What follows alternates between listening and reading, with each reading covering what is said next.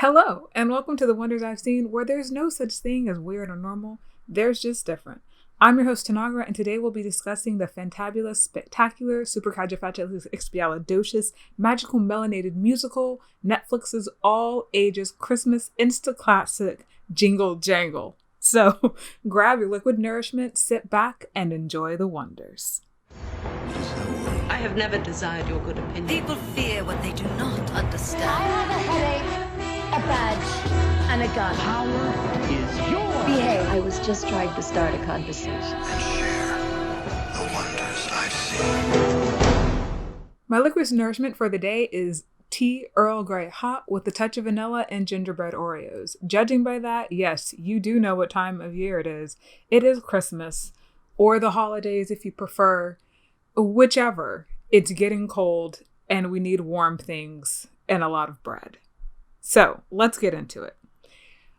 Jingle Jangle is a musical film that has been in the work for 22 years approximately, 25 if you're going to count all of the production, and it finally getting released on Netflix. Writer-director David E. Talbert first visioned it started envisioning it when he was about 33 years old after sitting down with his 7-year-old son and trying to show him his favorite musical, Chitty Chitty Bang Bang. Basically, the little boy started watching it and was like, yeah, can I go watch Legos? David has told this story in numerous different, I say David like I know him, maybe one day I will. But he has told the story in numerous interviews about how he could understand that his child wasn't drawn in because there was literally nobody on the television that looked like him when he had Miles Morales and Black Panther on his walls. Why would you want to watch a bunch of people in an old-timey movie who in no way reflect you or appeal to you sing? And for the first time himself, he realized just how white it was. Now, as somebody who was raised on Turner Classic movies and musicals that they showed on a regular basis, I know exactly what Talbot is talking about. When people ask me my favorite musicals, most of them are all white. And the one that's not, Flower Drum Song, is literally not white because they purposely made it about Chinese immigrants to the United States, which, like, they're like, no, you know what we're going to do? We're just going to do one musical with people that are non-white. Bam! Everybody else is taken care of. And one reason I love that musical is because it's not white. It would have been great if I could have gotten, like, an all-black musical that had that type of budget, which you actually don't really see until The Wiz with Michael Jackson, and Diana Ross, which, like, given those names, you know what year that came out. So anyway, Talbot was like, I'm going to fix this. So he started writing Jingle Jangle. Originally, he envisioned it as a Broadway musical, but due to budget constraints, he had trouble getting investors and just couldn't get it picked up. Last year, or a few years ago, time is all together. We're still living in COVID. I don't know when you're listening to this, but I'm still living in COVID. So time has little meaning. So last year, or maybe 2 years ago, Talbot had a film on Netflix, and his wife and producer, Lynn Sison Talbot, suggested that he try and sell Jingle Jangle to Netflix after reworking it for television. So he went to them, spoke with Scott Stuber and Nick Nesmith at Netflix, and they were in for it. And I think my favorite thing about the story is that he says they told him to write his imagination and not a budget. As somebody who's a creative, I can't imagine being told that. That'd be like if somebody told me, just imagine your favorite place, like, that you want to create, and we'll give you the money to make it happen. But this is what they did for Talbot. And in all honesty, it works. And you can see not only the expense and the care that was put into Jingle Jangle, but how it freed up his imagination to create something that if he would have been told, use a small amount, he just wouldn't have been able to do. And at the end of the rewrite, the budget had doubled, and Netflix just said, okay. And so we have this wonderful, magical film. Now, Jingle Jangle is the story of Geronicus, who is played by Oscar winner. Excuse me. Sorry. Okay. A little bit too much sugar. Who's played by Oscar winner Forrest Whitaker. The film covers several years, starting from when Dronicus is younger, played by Justin Cornwell of the short-lived Training Day series, and to when he's older, that's when Forrest Whitaker takes over the role. And that part of the film, the majority of it, focuses on Dronicus and Journey, his granddaughter. Basically, young Dronicus goes through a lot. His inventions get stolen by his apprentice Gustafsson, young Gustafsson, who was played by Miles Barrow, older Gustafsson, who's played with gusto and scene-chewing excellence by Keegan-Michael Key. I'll be talking about his musical number. And Dronicus loses all faith. Then his wife passes away, and he basically just becomes like a deadbeat dad, in all honesty. And young Journey is sent off to live with other family and by herself. And they don't talk to each other for years until Journey comes to visit. So I've said a lot of sad things, but this is a very happy film. Talbot talks about being inspired, that he wanted to make something that was magical in the spirit of Willy Wonka. But when he was working with his choreographer, Ashley Wallen, and with the songwriter, Philip Lawrence, that he still wanted to conjure the feel of Motown and the Minneapolis sound that Prince made popular. I can't even imagine trying to throw all those things in together. But when you hear the first bass of that first hit of bass of the opening number, This Day, with Justin Cornwell and Sharon Rose, who plays his younger wife, when you hear that, it perfectly makes sense. And then they start dancing, and they're in Victorian clothing, and the layers are flying, and the boots are flying, and the corsets, which I really hope they didn't make those women dance in corsets. The corsets are going, and the top hats are there, and you're like, yes, magic. And you can't help but just being swept into this magical, melanated musical world of Jingle Jangle and fairy tale Cobbleton. There's so much that I want to say about this film that's just about how great the production value is, how great the choreography is, how awesome the songs are, how talented the cast is, most of them coming from both a theater as well as a film and television background, which is something that Talbot did on purpose because he wanted them to be able to capture that feeling of being in the moment, which is so well done. The fact that they made it a 19th century Victorian aesthetic, which actually was the idea of his wife, Linda Talbert, which thank all the gods that she was the producer on this, because there's something about taking it out of present time that makes it a little bit more magical, and not because we're still in COVID and not because of everything that's going on, but just because it makes it a little bit like over there, that time that I don't remember. And for people who want to talk about historical accuracy, there were Black people and a whole bunch of other non-white people in Victorian England, even hundreds of years before that. So I'm not even going to that's all I'm going to say on that. The hair and makeup design by Sharon Martin is also absolutely phenomenal. Sharon Martin actually went and looked at historical photos of Black women of the time and Black men of the time so that she could ultimately form and design the hair and the hairdos. And I had no idea, but basically everybody is in wigs, which shout out to that wig maker, whoever you are, because you cannot tell. And they're dancing and singing, and there's fake snow falling. And also just one last shout out to the costume designer, Michael Wilkinson, because he took the 19th century look, which I love. So I love steampunk, mostly because I just really love corsets. But he took that look, and then he took all the fabrics and the bold prints from West Africa. I loved it so much that like the look of it and the feel of it, that when I was watching this, I was like, so how long would it take me to make this outfit for cosplay? Like, and you know, we got a while probably till we're going to have another convention. I have at least another year to get all my layers and boots and corsets and hair done, right? Like, that's what this film had me thinking about as it opened. If I could find some people who also wanted to perform this day as an opening flash mob at a con, like, let me know. Reach out to me on Twitter. We can talk about it. We probably have a year or more to plan it before we can have another convention anyway. Anyway, I loved this film. I loved everything about this film. I read a few reviews that say that it's stuffed with a lot, but it's a Christmas movie. There aren't, like, it's supposed to be a lot.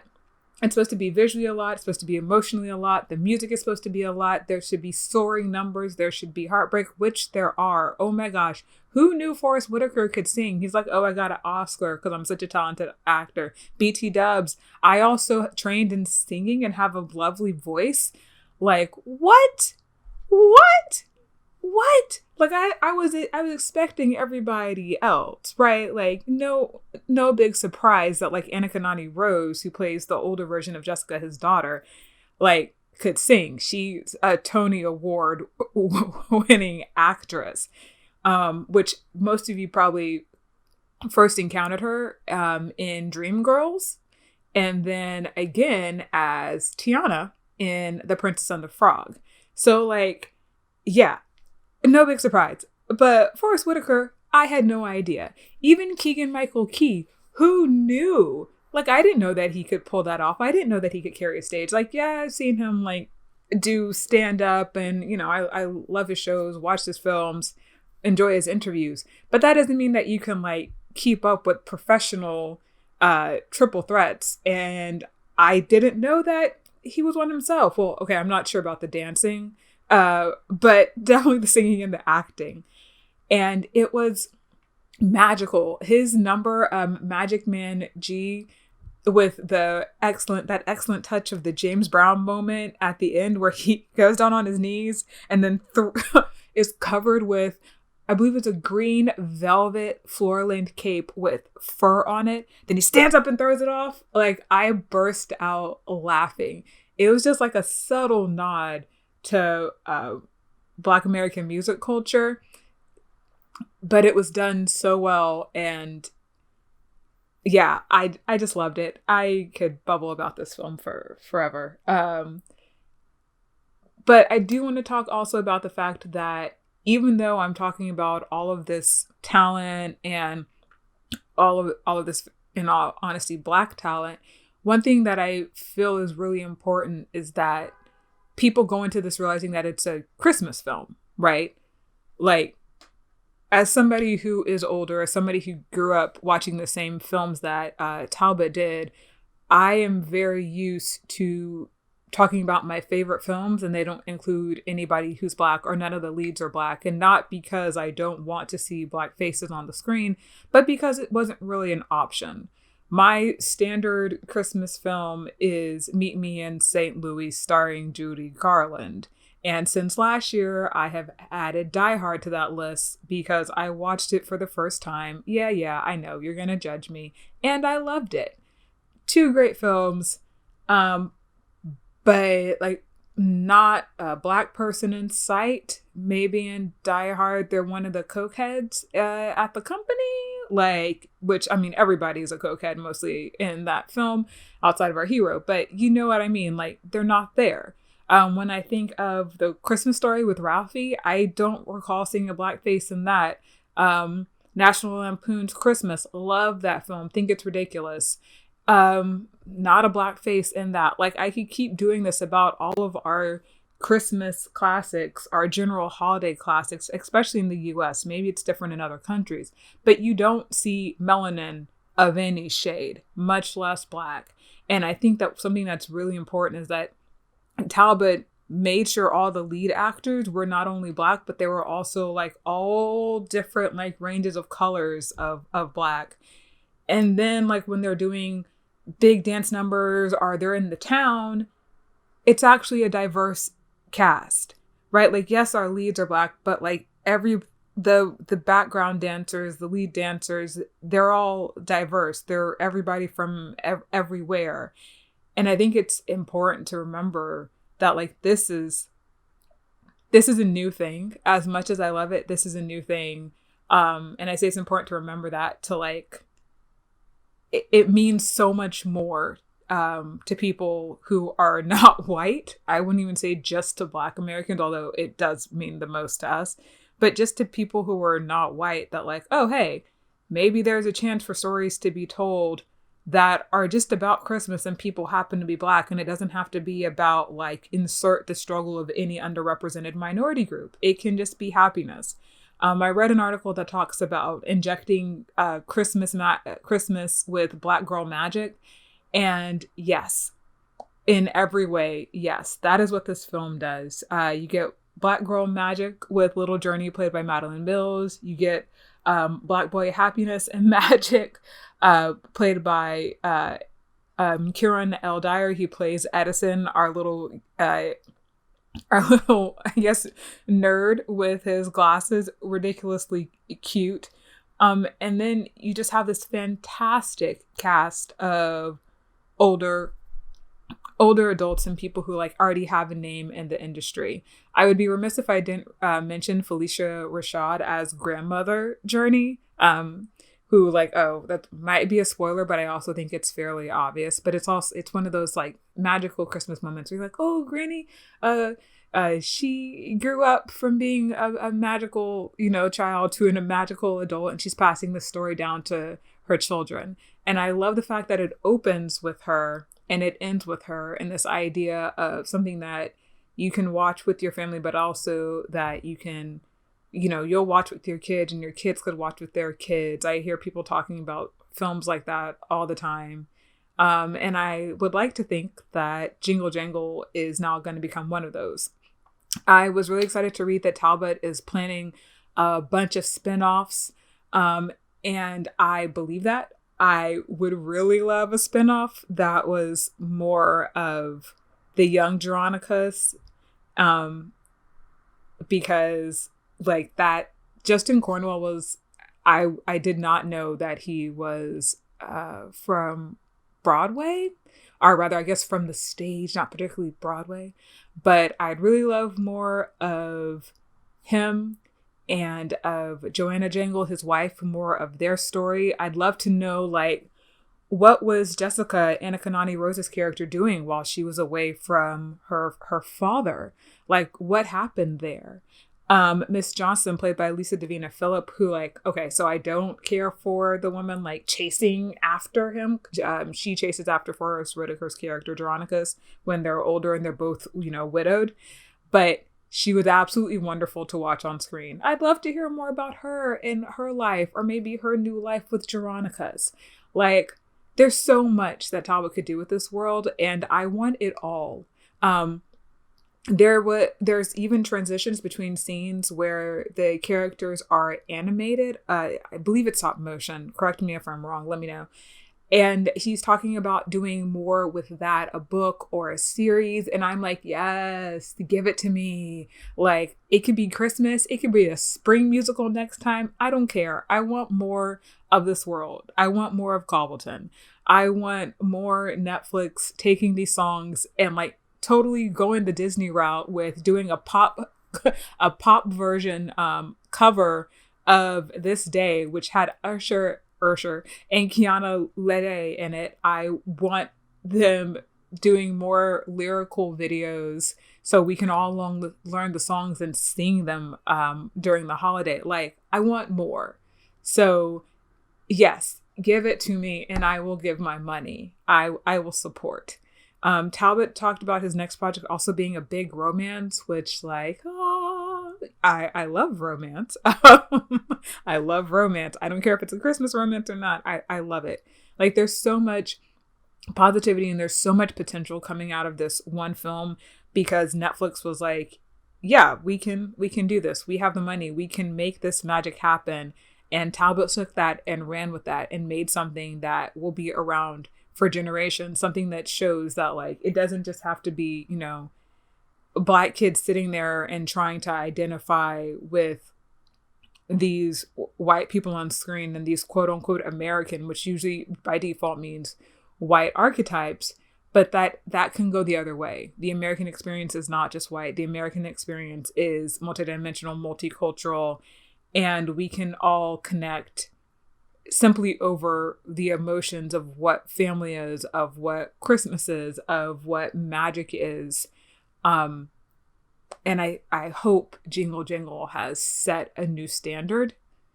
I really do. And my only hope is that it can get better. It can get more diverse. And if everybody has to go to Netflix to get their diversity in entertainment, then by all means, okay. Like, seriously, okay. So yeah, watch Jingle Jangle. Tell me your thoughts on it. Tell me if you love it as much as I do. If you don't, you're wrong. Yeah. So that's all the wonders I have to share with you today. I know I dropped a lot of names, but there's just so much excellence in this film that every name deserves to be said. In all honesty, if I could just read down the entire IMDb cast and crew list, I probably would. But you can Google that yourself. So if you want to keep talking about this, how awesome Jingle Jangle is, what stories you hope to see Talbot develop outside of these characters, who you want more time with, which characters you want to hear more songs from, you can find me on Twitter at Tanagra, GGNOC. That's at TANAGRA, Geek Girl Nerd of Color. For all you Android users, you can find us on Anchor and RadioPublic, and for all you iThings users, you can listen in on iTunes and Overcast. We might be up on YouTube, but I'll tweet if that happens. So drop me a DM, send me a tweet. Let's talk Christmas movies. This is the first of many that I'll be doing. And thanks for joining. Make choices and don't frolic it up. Happy holidays.